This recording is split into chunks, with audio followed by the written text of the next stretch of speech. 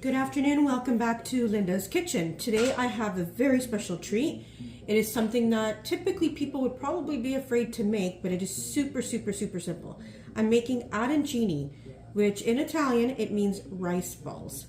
Now with these rice balls, when you're making them in the classroom, it actually will give you a week-long project. So remember that sauce that we made the other day, the ground beef sauce for the pasta? It's right here.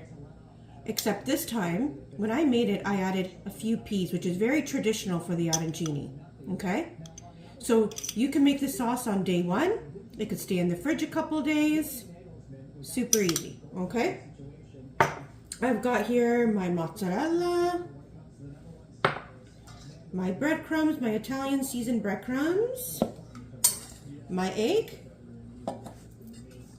my flour, and I have got my rice.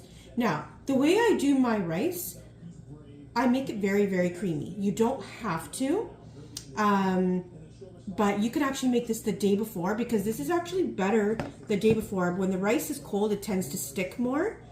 I make mine like a risotto, just because of the creaminess.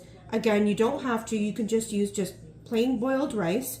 I just find that it sticks better, it's creamier, and everybody loves them. Okay, I'm going to show you how to make one and how to fry one. It'll take a little time to do, but if you have the right assembly line, so a nice brigade going on, you can have this going in groups. Okay, so first what I'm going to do is I'm going to grab a spoonful of this rice and I'm going to put it into the palm of my hand. Okay, so I would say I tend to make my arancini big just because they're easier to fry and I don't have to make a bunch of tiny ones. So I would say about 3 spoonsful. So you're gonna wanna pack that in, almost like you're making a snowball. Okay? So we're gonna start off with this. Now, what I do is I take my index finger, I poke a hole in it, okay? Spread it out a bit, just like that. Okay, now now that we got our rice ball here with our little hole, we are going to put in a little mozzarella and some of that sauce that we made. And we're just going to top that. I'm just going to make sure I like my peas in mine.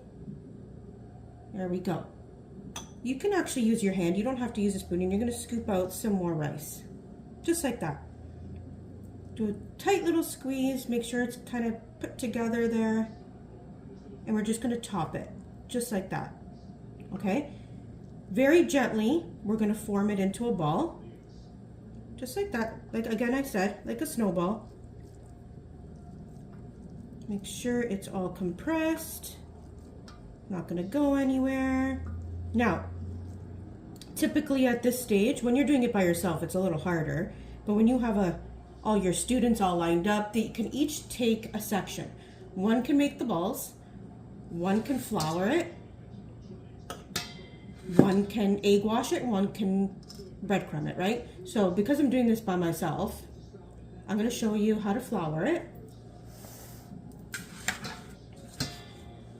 So just put it into the flour, make sure it's coated all the way around, gently pick it up, remove some of the excess flour, just like that, and we're going to place it in our tray. I have here a few made already, just like that. I'm going to quickly show you how to egg wash it. Now typically you would have a dry hand and a wet hand, but with something like this, because when you're forming the ball you need to use both hands, at this stage I'm just going to go wash my hands very quickly. So while I'm doing this, I have my pot of hot oil warming up.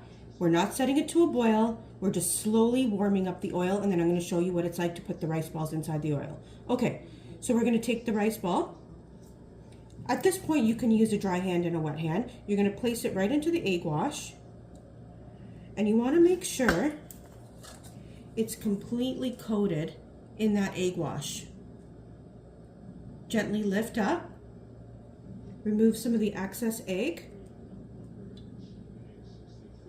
okay? And we're gonna place it directly into the flour, or into the breadcrumbs. At this point, you're gonna use your dry hand.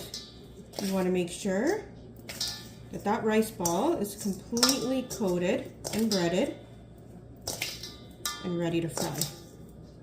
Again, each student could take its place. One can bread, one can flour, one can egg wash. It'll actually make it quite quick.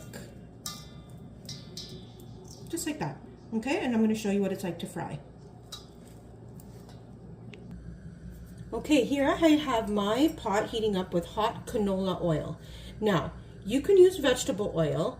I like using canola. What you want to do is, I have a gas stove, so mine gets pretty hot pretty quick. Now, you can use an oil thermometer to check the temperature. I don't have one, so I just use a little trick where I just grab a little bit of breadcrumbs, put it into the oil, see that sizzle? It's ready to go. Now, mine's on medium heat. These don't have to cook very long. I just want these rice balls to get brown. Now, with them getting brown, it's because the rice is already cooked inside. So we just want to get that crispy coating. I'm going to use my ladle here with the holes. I'm going to place a rice ball onto it.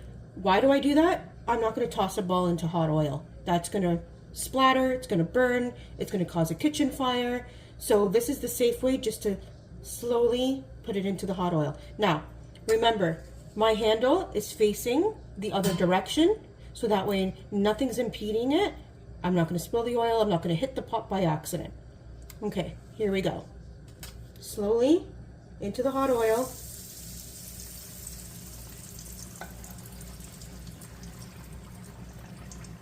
There we go.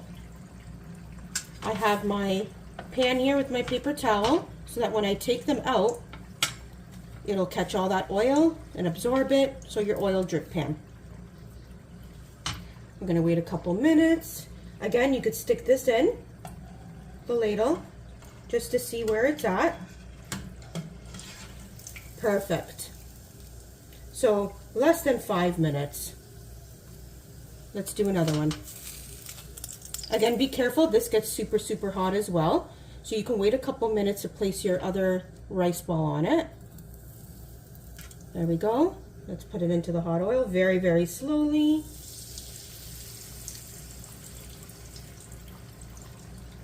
Again, if you want, you could turn down the temperature so it doesn't boil. I like to put my oil high enough so that the ball is completely immersed into the oil, so that way we don't have any churning or anything to do.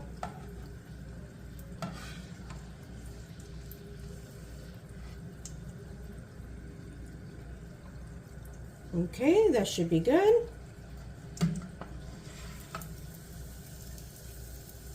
Let the oil drip into the pot a little bit before we transfer it onto our drip sheet. There we go. These are super easy to make, especially when you have a lot of people or a lot of the students helping you out and you have the course of the week to make each part. There we go, simple arancini. Serve with some marinara sauce. I'll show you the final product at the end. Here we got your arancini. Gonna cut it.